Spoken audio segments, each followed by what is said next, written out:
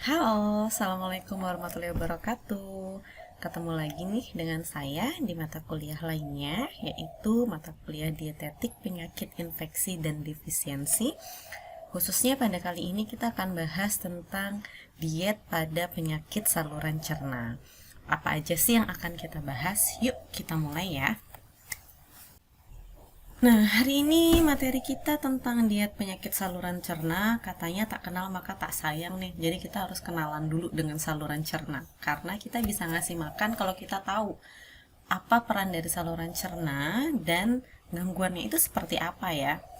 Nah, balik lagi di semester-semester yang lalu pastinya teman-teman sudah pernah belajar ya tentang saluran cerna itu sendiri. Boleh dilihat gambar di samping kanan. Saluran cerna sendiri terbagi atas dua bagian, yaitu saluran cerna atas dan juga saluran cerna bawah. Untuk saluran cerna atas sendiri terdiri dari esofagus. Bisa teman-teman lihat di sini ya, ada esofagus, lalu ada gaster atau lambung, lalu ada duodenum, nih, dan ada jejunum. Ini ada di belakang, ke belakang kolon transversum. Nah, jejunumnya itu tepatnya di jejunum proksimal. Itu untuk saluran cerna yang atas. Saluran cerna bawah ini terus berlanjut jejunumnya sampai ke jejunum distal. Jadi saluran cerna bawah dimulai dari jejunum distal, lalu berlanjut ke ileum. Ileum ada di sini dan mulai masuk ke kolon. Ada apa aja? Ada kolon yang naik, kita sebut dengan kolon ascendant, lalu kolon yang dia melintang gitu ya, kayak dari bagian ujung ke ujung lagi, kita sebut dengan kolon transversum. Lalu ada kolon yang turun, kita sebut dengan kolon descendant. Nah, di ujungnya ada kolon yang bentuknya seperti huruf S, yaitu kolon sigmoid di sini. Dari kolon dia berlanjut ke rektum, lalu yang terakhir itu ada di anus. Nah, itu untuk saluran cerna atas dan bawah. Masing-masing gangguan saluran cerna bisa saja terjadi di saluran cerna atas maupun di saluran cerna bawah. Sekarang kita akan bahas dulu nih, sedikit aja, karena saya yakin sudah belajar di semester yang sebelumnya tentang peranan dari saluran cerna itu sendiri, khususnya pada bagian digesti dan juga absorpsi, pencernaan dan juga penyerapan. Untuk esofagus kita tahu ya, di situ terjadi pencernaan secara mekanik gitu ya, lebih tepatnya memindahkan makanan gitu dari mulut sampai nanti menuju ke lambung itu sendiri. Lalu di lambung juga lebih dominan terjadi pencernaan mekanik, dipecah-pecah menjadi bagian yang lebih kecil. Lalu kita masuk ke duodenum, dia lebih dominan pencernaan enzimatis. Nanti dibuka lagi ada enzim amilase, lalu lipase, ada yang protease gitu ya, yang sifatnya lebih ke pemecahan protein. Silahkan dicek masing-masing peranan enzim tersebut memecah apa menjadi apa. Nah, ini lebih dominan terjadi di duodenum. Lalu masuk ke jejunum. Jejunum ini terdapat permeabilitas yang tinggi sehingga memungkinkan terjadinya absorpsi khususnya air, karbohidrat, lemak, protein, vitamin, baik itu larut lemak dan juga larut air, dan mineral, baik itu fosfor, magnesium, kalsium, dan yang lainnya. Lalu dari jejunum kita akan masuk ke ileum, masih sebagai tempat absorpsi, masih tempat penarikan kembali gitu ya. Ada air, ada karbohidrat, dan ada vitamin B12. Jadi sekali lagi ileum di sini absorpsi atau penyerapan dari air, karbohidrat, dan vitamin B12. Lalu masuk ke kolon, di sini terjadi absorpsi dan juga terjadi sekresi. Jadi ada yang diserap dan ada yang dikeluarkan. Untuk yang diabsorpsi ada air dan juga natrium, sementara yang disekresi ada kalium dan bikarbonat. Nah, itu untuk peranan dari masing-masing bagian sistem pencernaan kita. Teman-teman harus mengetahui peranannya masing-masing karena untuk pemberian diet atau terapi diet tentunya akan bergantung pada fungsi dan juga peranan dari masing-masing sistem pencernaan. Nah, yang kita bahas pada kesempatan hari ini adalah gangguan saluran cerna meliputi 5 hal. Ada GERD atau gastroesophageal reflux disease, lalu ada gangguan pada lambung. Gangguan pada lambung nanti kita bahas menjadi 3 bagian. Ada dispepsia, gastritis, dan ulcus pepticum. Lalu yang ketiga ada konstipasi, ada diare, dan yang terakhir ada hemoroid. Nah, kita mulai dulu dari bagian yang pertama, gastroesophageal reflux disease atau biasa disingkat dengan GERD. GERD. Apa sih yang disebut dengan gastroesophageal reflux disease? Jadi Richardson tahun 2017 menyatakan bahwa gastroesophageal reflux disease sendiri ini adalah suatu gangguan yang paling sering terjadi gitu ya. Ini gangguan di saluran cerna bagian atas yang paling sering terjadi dan paling sering terlihat pada older adults atau dewasa yang sudah mulai masuk ke lansia gitu ya. Nah, dewasa akhir yang sudah masuk hampir ke lansia. Jadi older adults gitu, sudah mulai akhir-akhir periode. Nah, kondisi ini terjadi karena sebagian makanan yang mengandung asam dan enzim yang awalnya itu ada di gaster atau gastro, itu akan kembali atau reflux ke esofagus. Makanya kita sebut sebagai gastroesophageal reflux disease. Karena makanan ini sudah terselimuti oleh asam dan juga enzim, nah, dan dia masuk ke esofagus bisa mengalami iritasi, inflamasi, dan juga akhirnya menimbulkan nyeri. Nah, teman-teman bisa lihat ya di situ gambarnya ada keterangan di situ lambung, diafragma, itu ada cutaway view of hiatal hernia dan esofagus. Jadi kondisi gastroesophageal reflux disease ini kenapa kok banyak terjadi di older adults atau dewasa akhir yang menuju ke lansia? Karena otot diafragma yang dimiliki oleh dewasa akhir itu cenderung lebih lemah atau mengalami kelemahan seiring dengan bertambahnya usia.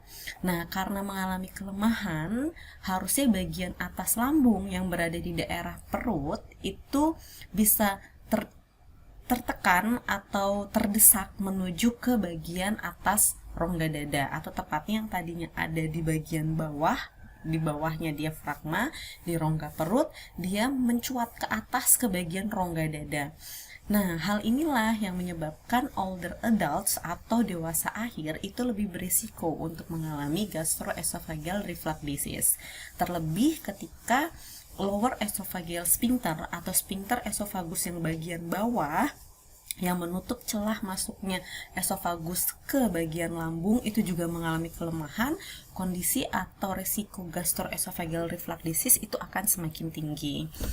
Gejalanya sendiri dari GERD itu adalah heartburn, seperti sensasi terbakar di bagian dada gitu ya, nyeri, ada nyeri juga di belakang dada dan beranjak ke leher, dan ini akan semakin parah ketika seseorang berbaring. Makanya nggak jarang ada orang yang berpikir jangan-jangan saya nih ada serangan gitu ya, ada gangguan jantung dan sebagainya. Padahal belum tentu kalau itu gangguan jantung, karena memang nyerinya itu juga menjalar sampai ke leher. Nah, selain ada nyeri di belakang dada dan juga semakin parah ketika berbaring, ada radang tenggorokan atau mungkin suara serak, batuk, disfagia atau kesulitan menelan, nausea, dan juga muntah. Nah, jadi ada mualnya dan ada muntahnya. GERD sendiri sering disebut sebagai reflux esophagitis. Kenapa disebut reflux esophagitis? Reflux artinya kembali atau balik gitu ya, dari lambung ke bagian esofagus, dan itu menyebabkan iritasi atau inflamasi di bagian esofagus, sehingga disebut sebagai reflux esophagitis. Penyebab GERD sendiri, salah satunya adalah kegagalan sphincter yang ada di antara esofagus dan lambung. Tadi yang sudah saya sebutkan namanya adalah lower esophageal sphincter atau sering kita singkat dengan LES. Adanya kegagalan sphincter ini khususnya dalam menjaga isi lambung agar tidak kembali ke esofagus. Normalnya ketika makanan yang sudah diproses menjadi lebih kecil dipindahkan dari mulut ke esofagus terus ke bagian lambung, lower esophageal sphincter ini akan menutup. Menutup supaya makanan yang ada di bagian lambung atau isi lambung itu sendiri tidak kembali ke esofagus. Tapi pada beberapa kondisi adanya kegagalan sphincter atau kelemahan sphincter khususnya di lower esophageal sphincter menyebabkan isi lambung itu bisa kembali ke esofagus. Nah, etiologinya sendiri multifaktor gitu ya, baik secara fisiologis maupun faktor gaya hidup. Khususnya ada peningkatan sekresi hormon gastrin, estrogen, progesteron gitu ya. Adanya hiatal hernia tadi yang sudah kita bahas, harusnya posisi dari ujung lambung itu masuk ke bagian perut, tapi karena adanya kelemahan dari otot diafragma, ada sebagian atau sedikit dari bagian lambung yang mencuat ke atas di atas otot diafragma. Akhirnya dia masuk ke rongga dada. Lalu penyebab lainnya bisa karena merokok, bisa karena overweight atau obesitas, terlalu tingginya tekanan intraabdominal, ini juga bisa menyebabkan terjadinya GERD, lalu kehamilan, penggunaan obat seperti dopamin, morfin, teofilin gitu ya, dan makanan tertentu, khususnya makanan-makanan yang sifatnya ini bisa memperlemah lower esophageal sphincter. Nah, ada makanan tertentu yang bisa menyebabkan atau menstimulus terjadinya GERD, entah itu peppermint, spearmint, dan juga makanan tinggi lemak. Ketika teman-teman mendapatkan pasien dengan gastroesophageal reflux disease, dibutuhkan assessment yang juga baik untuk mengetahui apa resiko permasalahan gizi yang dimiliki oleh pasien. Nah, Richardson tahun 2017 mendata beberapa assessment yang bisa dilakukan kepada pasien dengan gastroesophageal reflux disease. Tadi karena adanya resiko nausea gitu ya, adanya resiko muntah. Nah, silahkan lakukan assessment berkaitan dengan berat badannya, tinggi badan, atau riwayat perubahan berat badan karena kondisinya mungkin jadi tidak nafsu makan dan sebagainya. Lalu ada asupan oral, dilihat apakah adekuat atau inadekuat. Lalu ketidakseimbangan elektrolit, khususnya pada kondisi pasien-pasien yang dia muntah, gitu. Perubahan hematologi, khususnya HB dan HCT, karena tadi adanya beberapa perubahan fisiologis di dalam lambung. Bahkan sampai itu bisa mengiritasi bagian esofagus, akhirnya menyebabkan pasien tidak mau makan dan sebagainya. Silakan dicek ada perubahan hematologi atau tidak, mengingat lambung memiliki peranan dalam proses hematologi seperti itu. Lalu defisiensi zat besi, assessment juga berkaitan dengan penurunan absorpsi Fe, vitamin B12 dan juga kalsium. Lalu boleh ditanyakan mengenai kemampuan mengunyah dan atau menelannya, kondisi nausea atau vomiting, apakah ada kondisi konstipasi, diare, heartburn, atau nyeri dada seperti sensasi terbakar, lalu intoleransi makanan. Boleh di-assessment juga mengenai kebiasaan konsumsi pencetus seperti alkohol gitu ya, atau kalau sudah berisiko boleh assessment juga berkaitan dengan kebiasaan konsumsi vitamin, mineral, dan juga herbal, serta jangan lupa pola makannya. Nah, ketika teman-teman sudah mengetahui apa saja risikonya, teman-teman akan diminta untuk membuat suatu diagnosis. Tentunya diagnosisnya berbeda-beda menyesuaikan dengan kondisi dari pasien itu sendiri. Namun ketika teman-teman mendapatkan pasien dengan gastroesophageal reflux disease, ada beberapa tujuan dari diet yang kita berikan. Yang pertama adalah mencegah iritasi dan inflamasi mukosa esofageal pada fase akut, mengingat ada yang dikembalikan atau ada yang balik gitu ya dari isi lambung menuju ke esofagus. Jadi tujuan pertama adalah mencegah jangan sampai terjadi iritasi dan inflamasi lebih lanjut pada mukosa esofagus. Lalu mencegah reflux esofagus, menurunkan tingkat keasaman dari asam lambung. Semakin asam, tingkat iritasinya akan semakin besar. Yang selanjutnya menurunkan berat badan bila kegemukan, mengingat bahwa kegemukan itu sendiri dapat meningkatkan tekanan intraabdominal dan meningkatkan resiko hiatal hernia, sehingga ketika seseorang menurunkan berat badannya akan terjadi penurunan tekanan intraabdominal dan menurunkan resiko dari hiatal hernia itu sendiri.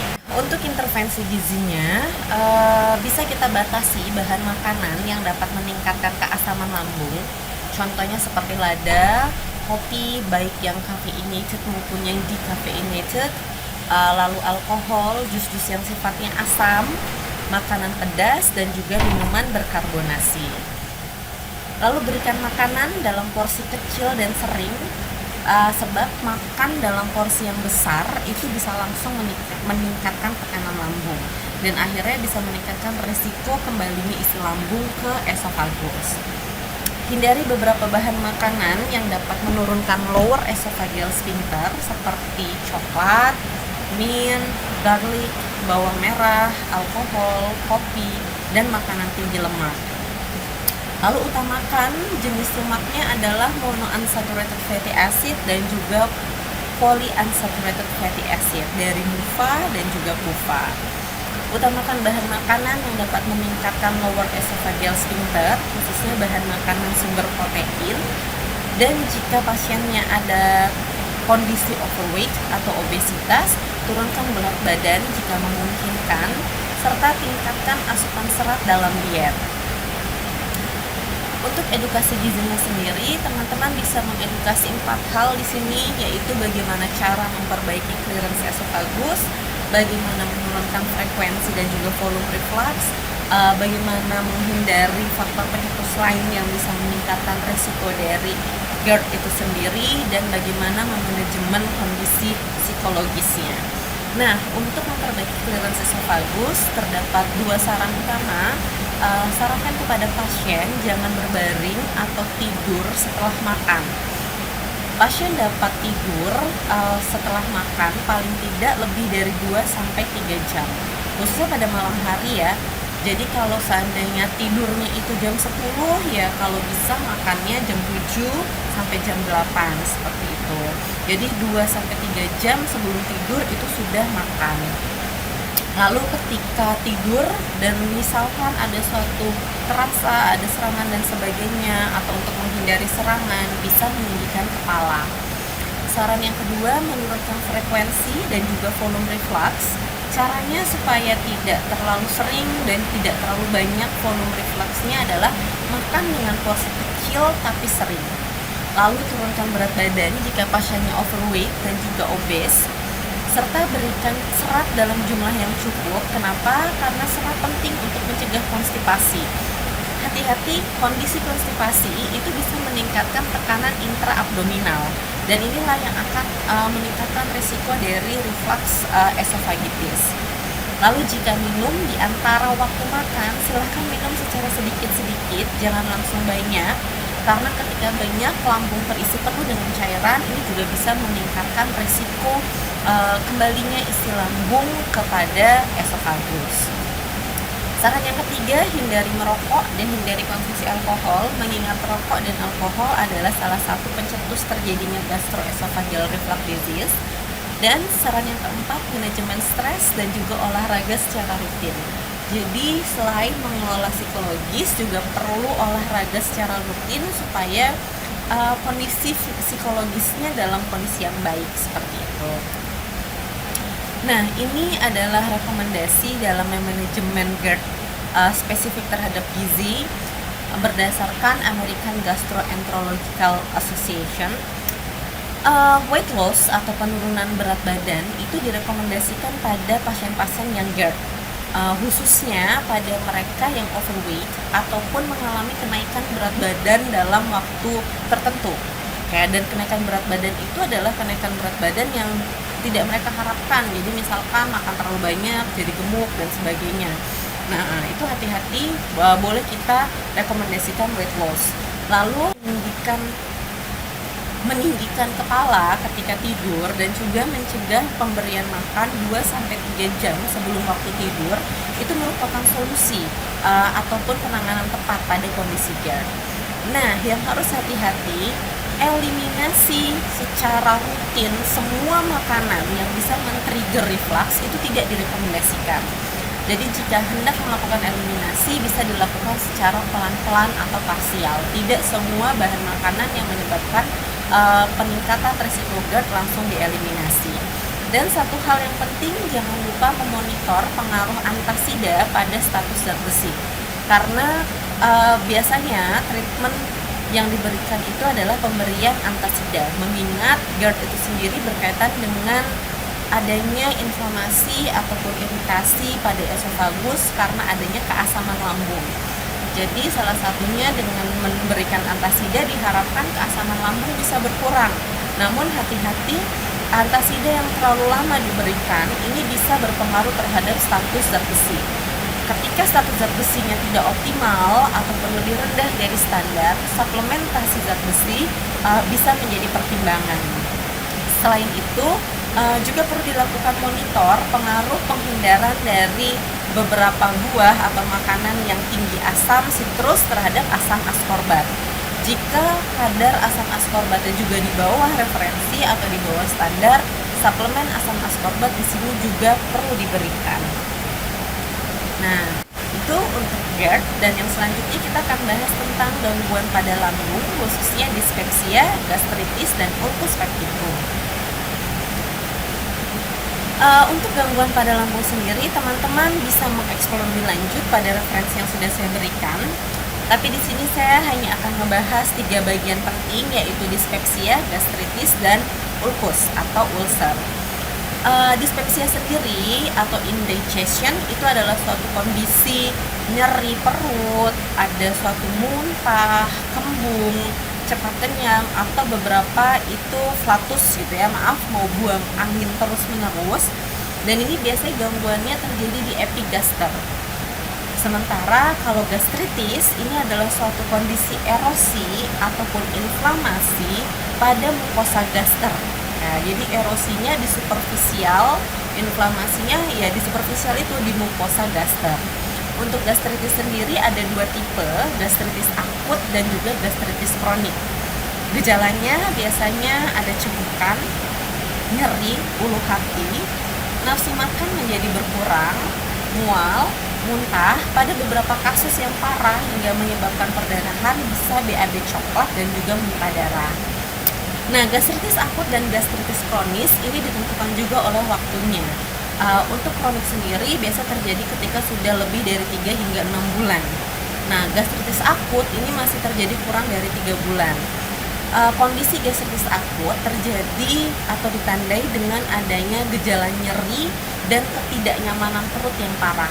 Sementara yang kronik, gejala nyerinya berkelanjutan, bukan hanya 3-6 bulan tapi terus-menerus.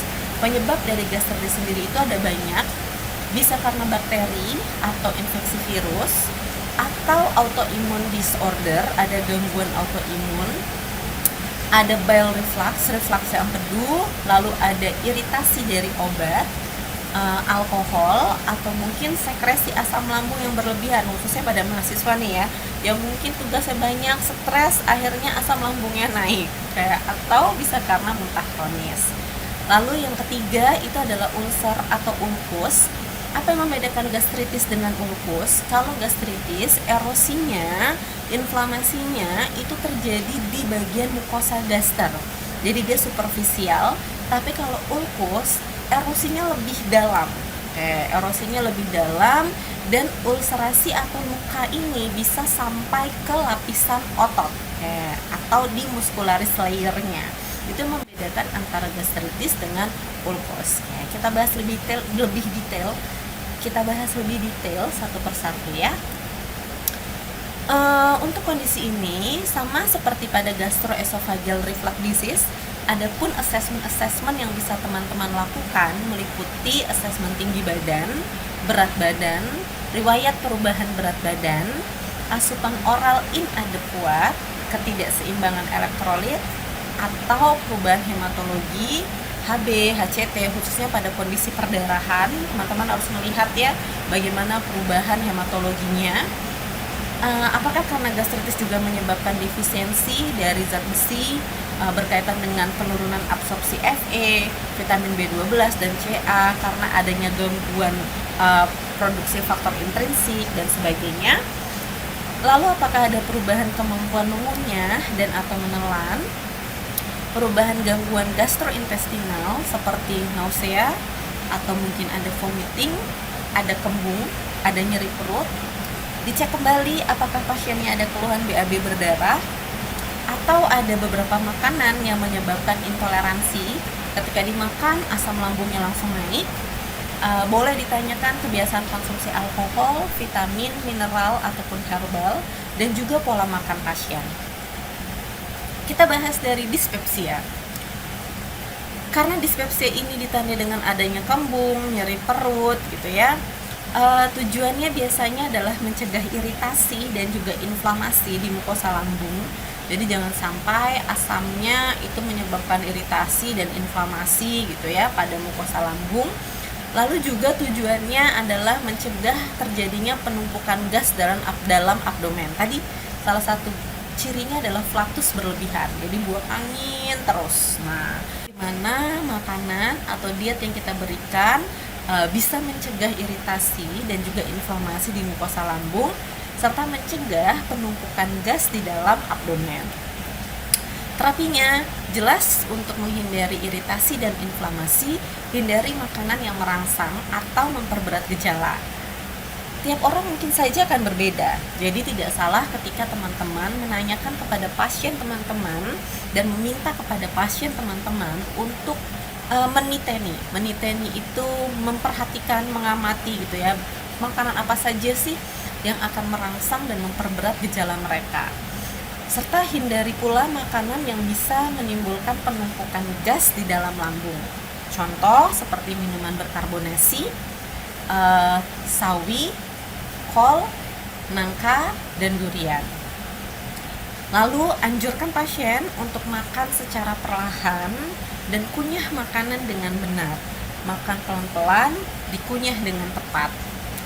Ketika makan, jangan terlalu banyak minum, usahakan minum sedikit-sedikit di antara waktu makan.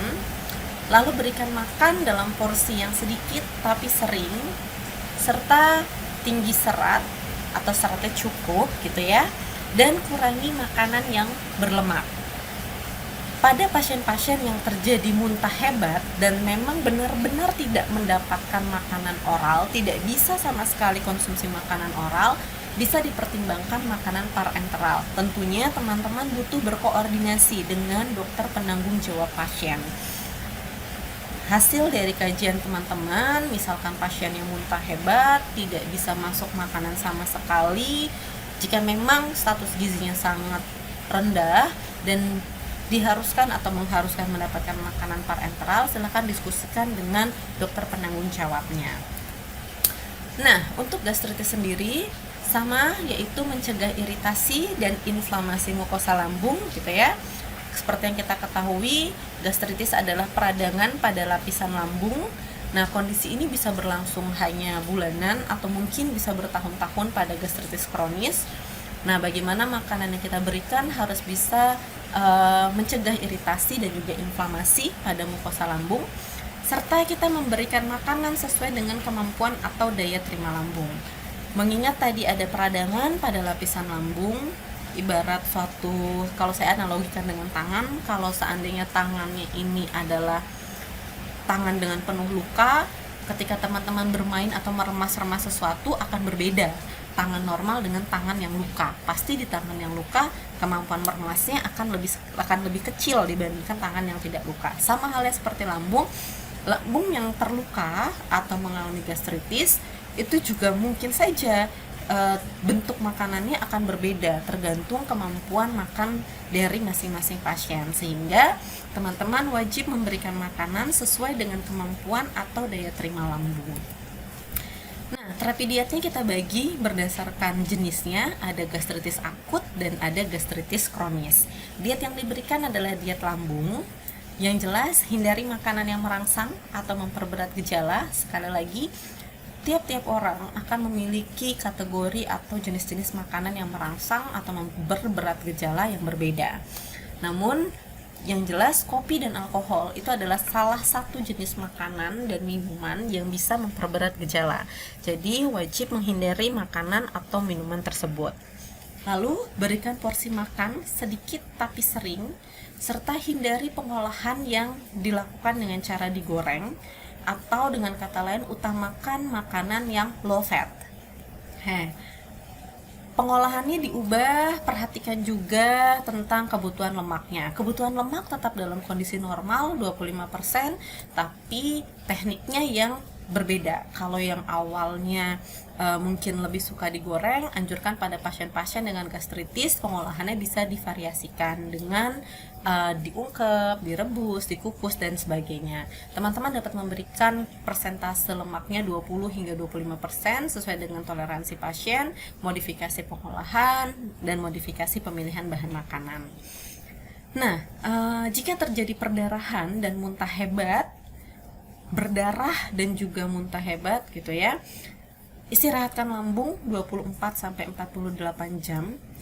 Pada kondisi perdarahan, pasien tidak bisa mendapatkan makanan melalui lambung, dapat dipertimbangkan pemberian makanan parenteral. Sekali lagi, koordinasikan dengan dokter penanggung jawab pasien. Jika kondisi pasien membaik, utamakan makanan secara oral, mulai dari makanan cair, mengingat lambungnya habis mengalami perdarahan, jadi boleh diberikan makanan setelah istirahat, boleh diberikan makanan secara oral, tapi dimulai dari tekstur yang sangat ringan, yaitu mulai dari makanan cair dan kita tingkatkan sesuai dengan toleransi pasien. Oleh sebab itu, ahli gizi harus selalu memantau bagaimana daya terima makanan pasien. Apakah ketika diberikan makanan cair, responnya sudah baik? Lalu ketika sudah bisa terima, naik menjadi makanan saring, apakah responnya juga baik? Ketika naik menjadi makanan lunak, apakah responnya baik hingga menjadi makanan biasa? Namun jika pasien teman-teman mengalami gastritis akut yang ringan, tidak sampai perdarahan, teman-teman bisa mempertimbangkan pemilihan makanan lunak melalui oral, seperti bubur, campuran susu, krim sereal, ataupun puding. Jadi pemberian makanan sesuai dengan kondisi pasien, apakah mengalami perdarahan atau hanya akut ringan saja. Nah, untuk terapi diet gastritis kronis sama, diet yang kita berikan adalah diet lambung. Hindari makanan yang merangsang dan memperberat gejala, karena pada kondisi ini gastritisnya terjadi dalam jangka waktu yang lama. Teman-teman wajib memastikan apakah makanan yang diberikan dapat memenuhi kebutuhan gizi, baik energi maupun zat gizi lainnya. Bentuk makanan yang kita berikan kepada pasien dengan gastritis kronis atau nyeri yang berkelanjutan hingga beberapa bulan atau mungkin bertahun-tahun, bisa diberikan makanan lunak dan secara bertahap ditingkatkan sesuai dengan kemampuan lambung pasien. Makan secara teratur wajib dilakukan oleh pasien dengan gastritis, khususnya porsi kecil dan sering. Pada kondisi pemulihan dan pada saat itu pasien disertai perdarahan saluran cerna, jadi sudah ada perdarahan saluran cerna, perdarahannya sudah berhenti atau sudah selesai, dan saat ini pasiennya dalam kondisi pemulihan, dapat dipertimbangkan diet tinggi protein dan vitamin C. Mengingat salah satu kompartemen penyusun dari darah itu sendiri adalah protein, dan mengingat bagian yang luka ataupun perbaikan mukosa itu juga bisa diperbaiki oleh vitamin C. Nah, pada gastritis yang kronis atau nyeri dalam jangka waktu yang lama, kita perlu mengkaji status folat dan juga vitamin B12 dari pasien. Ingat, senyawa gizi ini merupakan suatu senyawa yang membutuhkan faktor intrinsik di dalam lambung untuk kadar yang optimal di dalam tubuh, sehingga pada kondisi gastritis kronis yang mungkin saja akan mengalami penurunan faktor intrinsik, perlu kita kaji bagaimana status folat dan vitamin B12-nya. Nah, pada atrofi lambung dan intestinal, jelas di sini akan berhubungan dengan penyerapan folat dan vitamin B12.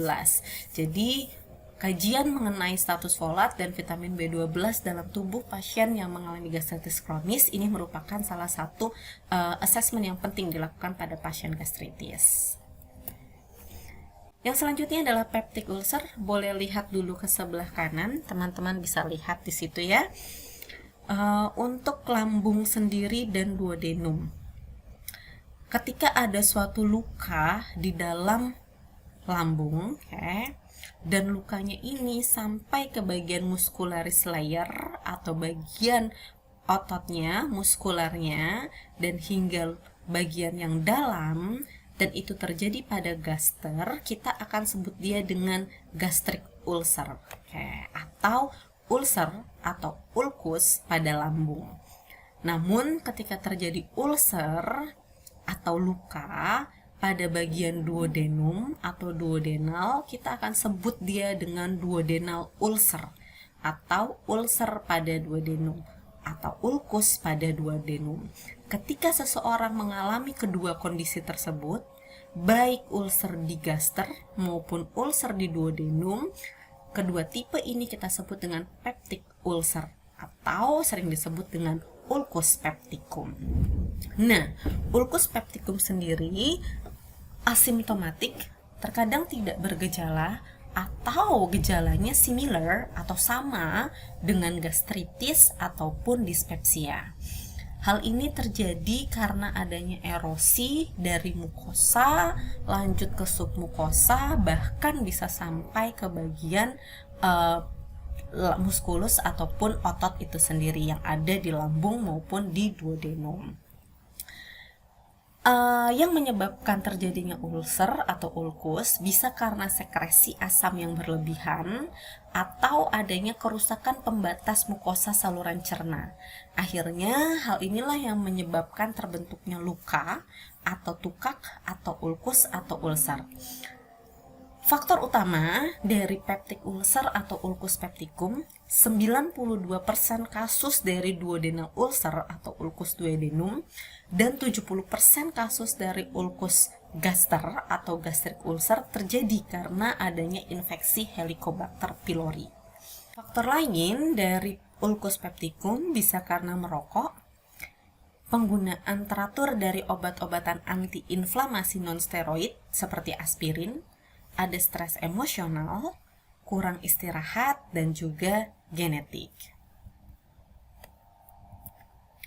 Nah, tujuan diet dari peptic ulcer, tadi ya seperti yang sudah saya jelaskan di awal, bisa karena adanya infeksi Helicobacter pylori yang akhirnya dia menyebabkan perlukaan atau rusaknya bagian mukosa lanjut ke submukosa, bahkan ini bisa sampai ke bagian ototnya. Jadi dari mukosa masuk ke submukosa, nah beberapa bisa sampai ke muscularis layernya seperti itu. Jika kondisi ini terjadi pada lambung kita sebut dengan gastric ulcer, pada duodenum kita sebut dengan duodenal ulcer, pada keduanya kita sebut peptic ulcer atau ulkus pepticum. Nah, tujuan dari diet ini adalah mencegah iritasi dan inflamasi pada mukosa lambung dan juga duodenum, memberikan makanan sesuai dengan kemampuan saluran cerna, serta jika adanya infeksi oleh Helicobacter pylori, berarti tujuan dietnya adalah memenuhi kebutuhan gizi yang meningkat pada kondisi infeksi. Terapi diet peptic ulcer sendiri, pasien dianjurkan untuk makan teratur dalam porsi kecil dan sering, makan tinggi protein dan vitamin C pada kondisi pemulihan, menghindari kopi, baik itu caffeinated maupun decaffeinated, menghindari teh, minuman berkarbonasi, coklat, dan juga alkohol, serta hindari penggunaan lada yang berlebihan dalam memasak.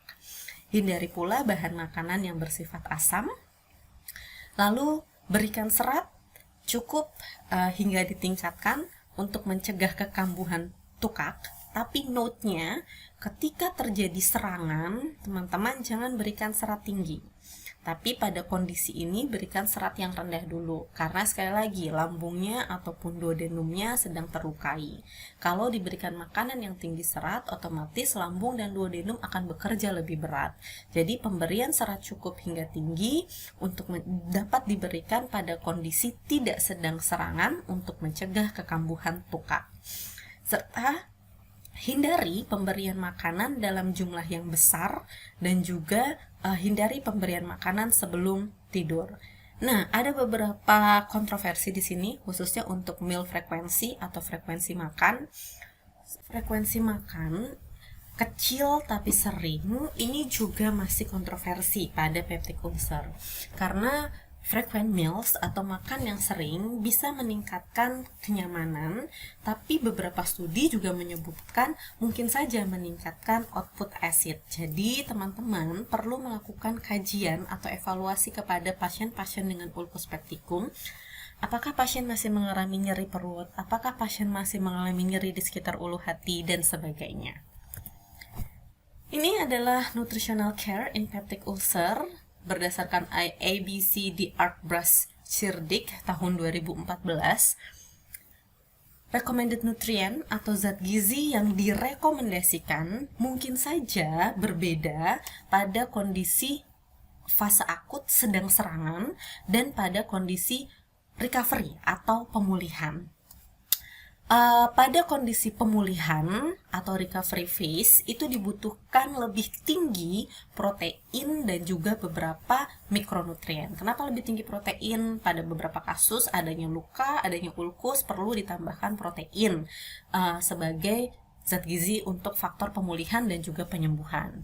Selain protein, beberapa zat gizi seperti vitamin A, zinc, selenium, vitamin C ini juga lebih tinggi kebutuhannya. Dengan kata lain, faktor-faktor yang meningkatkan imunitas di sini juga perlu dipertimbangkan pada recovery phase. Lalu serat dan juga probiotik itu bisa memberikan peranan yang penting pada treatment peptic ulcer. Kenapa? Karena baik itu serat dan juga probiotik mereka bisa menurunkan efek samping pada kondisi pemberian antibiotik. Sekali lagi ya, untuk serat perlu diingat pada kondisi serangan jangan langsung diberikan tinggi, namun pada kondisi pemulihan akan ditingkatkan secara berangsur-angsur atau bertahap. Nah, sebelah kanan teman-teman bisa lihat ya di situ untuk daily energy needs-nya sendiri ada beberapa kategori pemberian energi pada kondisi-kondisi status gizi yang berbeda. Kondisi weight loss, penurunan berat badan atau memelihara berat badan dan juga meningkatkan berat badan, kalori yang diberikan akan berbeda karena peptic ulcer atau ulcus pepticum bisa saja terjadi pada orang underweight, normal, maupun overweight. Sementara pada kondisi fase akut dan fase recovery, terlihat ada yang berbeda kebutuhan proteinnya, khususnya pada recovery itu jauh lebih tinggi. Untuk lemaknya sendiri, teman-teman bisa memberikan normal 25 hingga 30% dari total energi. Nah, terlihat pada kondisi pemulihan, kebutuhan zinc, selenium, vitamin A, vitamin C, akan cenderung lebih tinggi dibandingkan pada kondisi fase akut. Jangan lupa ditambahkan probiotik di situ.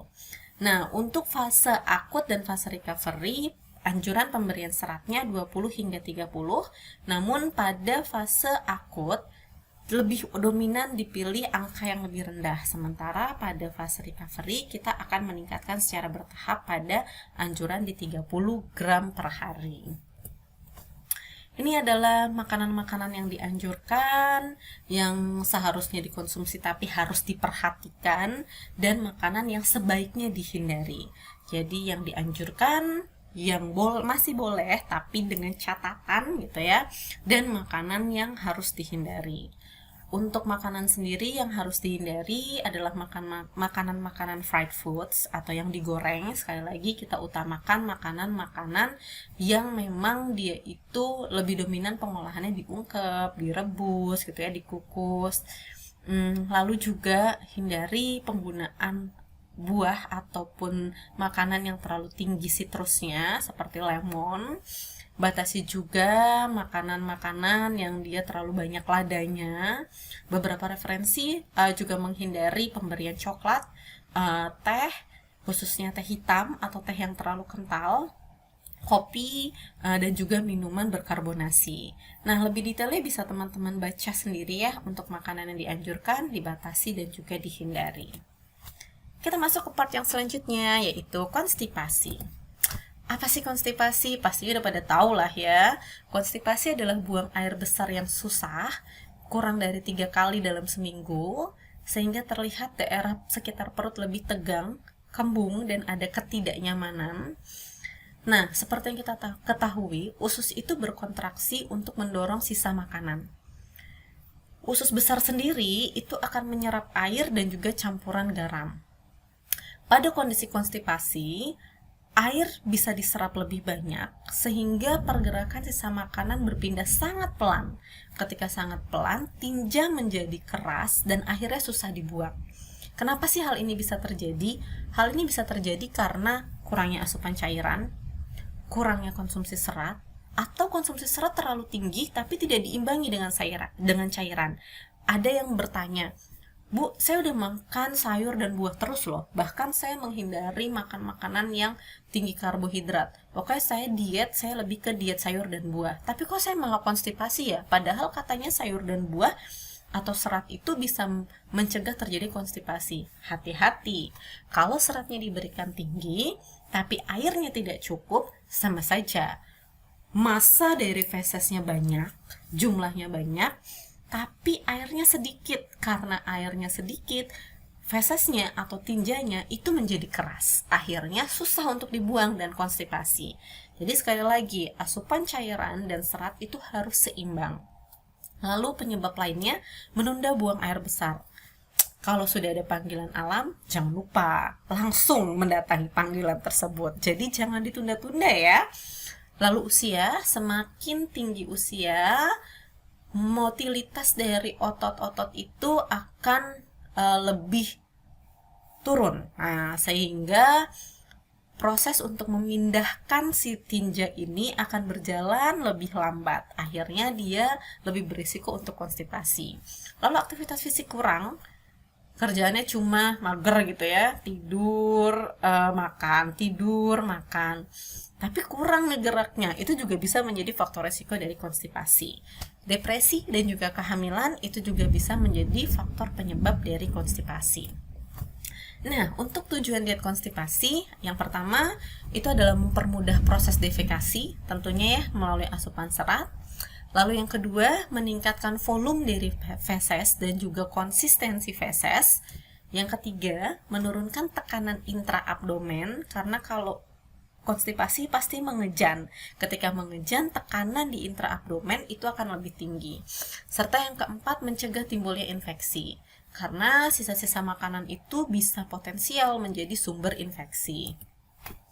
Terapi diet konstipasi, makan yang teratur, tinggi serat alami. Jadi untuk suplemen serat, saya tidak begitu merekomendasikan. Lebih baik serat alami dari sayur, buah, ataupun bahan makanan berserat lainnya. Minum cairan secara cukup, minimal 2 liter per hari. Kalau terpaksanya teman-teman mengkonsumsi suplemen serat, minum sedikitnya 10 gelas air setiap harinya. Atau 10 gelas air yang setara dengan 200 cc setiap harinya. Tadi ya 2 liter. Serta kurangi makanan berlemak dan juga makanan yang mengandung banyak gula. Catatan penting jangan lupa, tingkatkan aktivitas fisik berolahraga setidaknya 30 menit per hari, serta jangan menunda panggilan alam. Kenapa? Kalau panggilan alam ditunda, harusnya dibuang, tinjanya masih di dalam. Akhirnya semakin banyak air yang diserap dari tinja tersebut, masuk lagi airnya kembali lagi ke dalam tubuh kita.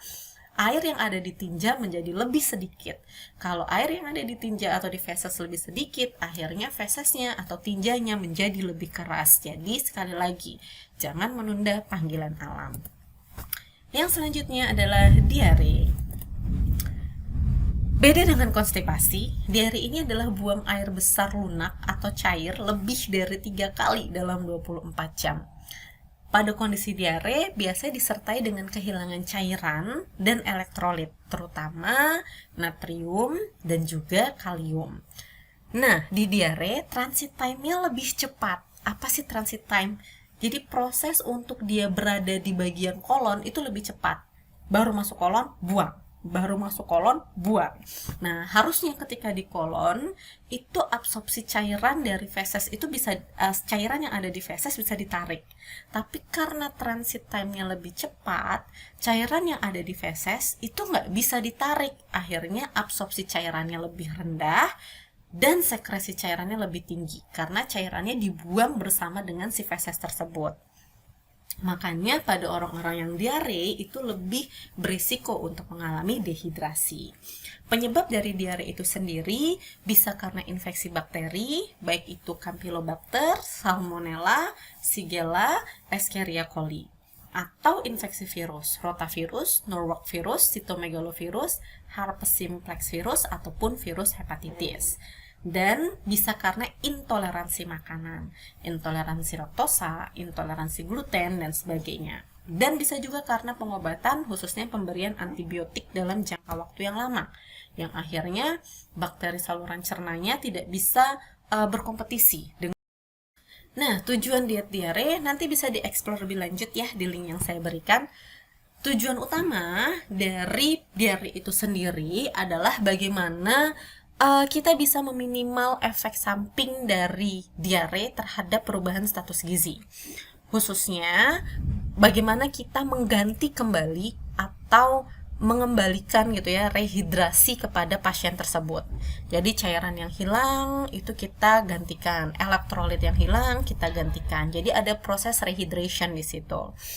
Lalu tujuan diet yang lain itu adalah bagaimana makanan yang kita berikan itu bisa mempromot atau menstimulasi kembalinya intestinal mukosa atau mukosa intestin secara normal, dan juga bisa memperbaiki proses absorpsi maupun digestinya. Tadi kalau dalam bahasa Indonesia ya saya terjemahkan, bisa memperbaiki keseimbangan air dan elektrolit, mengganti kehilangan zat gizi, mencegah inflamasi dan iritasi lebih lanjut, serta memberikan makan tanpa memperberat kerja usus. Nah, ini terapi diet diare. Ada penggantian cairan dan elektrolit, tentunya menurut berat badan dan umur ya. Kalau di beberapa tempat kita ngasih oralit sebenarnya ya. Lalu makanan yang diberikan bisa makanan cair atau makanan semi solid pada anak-anak yang mengalami diare akut, khususnya anak-anak usia 9-20 bulan. Lalu batasi konsumsi gula secara berlebih. Kenapa? Diet cairan jernih yang tinggi gula atau hiperosmolar itu bukanlah diet yang sesuai untuk diare. Terapi diet yang selanjutnya bisa berikan prebiotik, baik itu pektin, oligosakarida, inulin, oats atau banana flakes. Lalu bisa berikan probiotik dan suplemen yang dapat mendukung pertumbuhan mikroflora usus. Berikan makanan cukup energi dan protein. Nah, pada kasus gizi kurang, diare tapi pada pasien-pasien dengan gizi kurang bisa diberikan diet TETP. Serta berikan makanan yang tidak merangsang saluran cerna, atau dengan kata lain tidak mengandung bumbu tajam dan tidak menimbulkan gas. Makanan bisa diberikan dalam porsi kecil dan frekuensinya sering. Berikan diet secara bertahap. Nah, jadi porsi kecil dan sering diberikan secara bertahap. Terapi diet yang diberikan bisa diet rendah sisa. Apa sih diet rendah sisa? Oke, let's check it out. Diet rendah sisa ini adalah suatu diet yang direkomendasikan ketika orang-orang harus menghindari makanan yang mungkin bisa meningkatkan iritasi ataupun inflamasi di bagian usus. Nah, diet ini mencegah untuk terjadinya adanya blockage atau sisa-sisa yang terlalu banyak di bagian saluran cerna kita, dengan cara dia mengurangi makanan-makanan yang proses digestinya atau proses pencernaannya rendah atau jelek seperti itu. Nah, di sini teman-teman bisa membaca ya makanan yang harus dimakan dan tidak dimakan dalam kondisi diet rendah sisa. Pada diet rendah sisa, kita memang membatasi pemberian makanan dengan cara digoreng. Jadi fried food itu harus dibatasi seperti itu. Nanti bisa dibaca lebih detail ya, apa yang harus dimakan dan apa yang tidak harus dimakan. Nah, catatan terkait diet pada diare, teman-teman wajib mengamati penyebab diare. Kira-kira penyebabnya apa nih? Apakah karena infeksi bakteri, infeksi virus, atau intoleransi?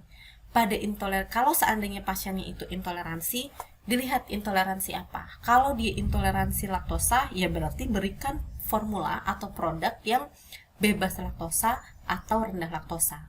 Kalau dia malabsorpsi lemak, berikan lemak yang MCT, medium chain triglycerida. Kalau dia alergi protein susu sapi, ya jangan diberikan protein susu sapi, tapi bisa diganti dengan protein kacang kedelai. Nah, ada satu bahan makanan sederhana gitu ya, tapi bahan makanan ini bisa digunakan pada penanganan diare, yaitu tempe. Beberapa rumah sakit mungkin masih memiliki ya, kita sebut dengan bubur tempe. Kenapa kok tempe penting atau bisa dilakukan sebagai salah satu treatment penanganan diare? Karena ternyata proses peragian ini menyebabkan adanya perubahan pada protein, lemak, karbohidrat, dan vitamin, sehingga tempe itu lebih mudah dicerna dan lebih mudah diserap. Nah, tempe yang dibuat dengan biakan murni Rhizopus oligosporus itu memiliki aktivitas antibakterial, khususnya dalam menghambat pertumbuhan Bacillus subtilis, Staphylococcus aureus, Salmonella typhi, dan Shigella flexneri. Makanya tempe dijadikan sebagai salah satu alternatif penanganan diare. Kita masuk ke bagian yang terakhir, yaitu hemoroid. Hemoroid atau kondisi bengkak dan inflamasi pembuluh darah di bagian rektum dan anus merupakan suatu kondisi yang disebabkan oleh konstipasi berkepanjangan. Makanya tadi, kalau ada panggilan alam, jangan ditunda panggilannya. Langsung penuhi panggilan tersebut. Karena ternyata konstipasi berkepanjangan itu bisa menjadi salah satu penyebab pecahnya pembuluh darah di sekitar anal sphincter, baik itu internal maupun eksternal. Kenapa kok bisa pecah? Karena ketika orang konstipasi mau pup gitu ya, dia akan cenderung mengejan. Nah, mengejan ini menyebabkan adanya tekanan yang besar terhadap usus. Penyebab lain selain konstipasi ada kehamilan, penggunaan obat pencahar yang terlalu lama. Apa sih tujuan diet dan terapi diet hemoroid? Tujuannya satu, sama ya, karena basicnya ada yang disebabkan karena konstipasi. Tujuannya adalah mempermudah kondisi atau proses defikasi. Dan kita bisa meningkatkan asupan serat. Tapi note-nya, serat yang tinggi bisa diberikan pada saat kondisi tidak sedang serangan, atau dengan kata lain hemoroid yang dia kronik gitu ya, bukan yang akut. Kalau akut kita harus kasih diet yang rendah serat. Lalu tujuan diet lainnya menurunkan perdarahan dan rasa sakit pada proses defekasi serta menurunkan tekanan intraabdomen. Apa terapi dietnya? Terapi dietnya sekali lagi dibedakan kondisi akut atau yang kronik. Kalau dia akut, sedang serangan, kita berikan dia diet rendah sisa dan juga diet rendah serat. Tapi ketika dia sedang serangan dan sudah membaik serangannya, secara bertahap seratnya kita tingkatkan untuk mencegah konstipasi. Sekali lagi ya, kalau akut kita berikan dia diet rendah sisa dan rendah serat. Ketika kondisi akut atau perdarahannya sudah terselesaikan, secara bertahap seratnya kita tingkatkan. Untuk apa? Untuk mencegah terjadinya konstipasi. Karena ketika konstipasi mungkin saja akan ada serangan lagi, mungkin saja akan perdarahan lagi. Serta berikan cukup cairan 8-10 gelas sehari. Oke, mungkin itu dari saya. Terima kasih dan semangat belajar. Oh iya, sebelum nanti kita tutup, kita bahas satu lagi ya, yaitu tentang NCP atau bagaimana penerapan asuhan gizi pada gangguan saluran cerna.